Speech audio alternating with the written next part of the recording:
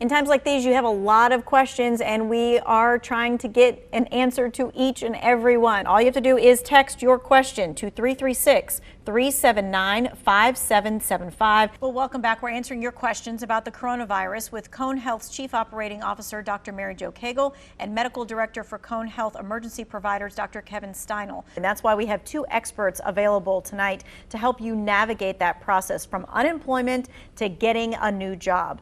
The 2020 school year is just around the corner, but it's going to be a year like none other with social distancing, smaller classes, online learning. We know that you have questions about how it's all going to work. So 3 Guilford County school leaders are here to answer them.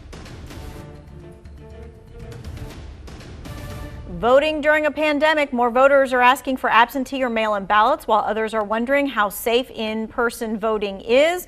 Bottom line, how do you make sure your vote gets counted? We're going to make sure that that happens. Guilford County Board of Elections Director Charlie Collicutt is with us to answer your questions. You can text us your questions. Stimulus payments, they continue to hit American bank accounts every single day, or they don't, which is why you have lots of questions about stimulus payments. We're talking to Mark Hensley, the Associate State Director for AARP, the North Carolina Triad Region, and Scott Braddock from Scott Braddock Financial. If you have a stimulus question, all you have to do is text your question to 336-379-5775. They're here until 6 o'clock tonight. And let's get started because we already had text questions before this even began. All right, so Scott, I think this one will be for you. Does my stimulus check get taxed before I get it? No, the stimulus checks are not being taxed. This is really a gift. Text your questions. The number is 336-379-5775. Remember, this is a text-only number. All right, the first about 8 text questions that we've received already deal with that $300 in federal unemployment benefits that North Carolina has applied for. So, Chris, people are wanting to know, when could they possibly see it? So, good to see you again, Tanya. We're not quite sure when individuals are going to receive the payment.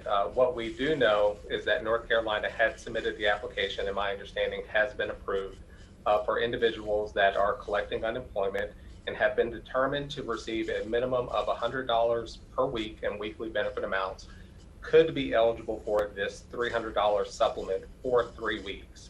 All right, Charlie, we were starting to get these texts even before we got on air.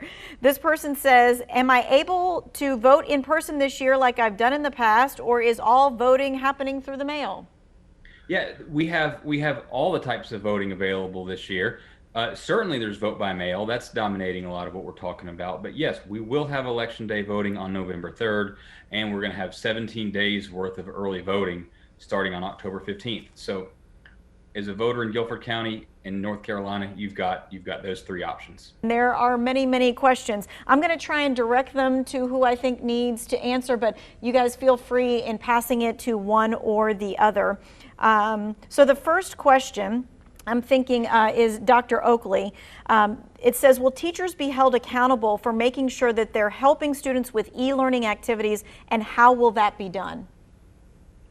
Yes, teachers will be held accountable for making sure they're participating in e-learning activities.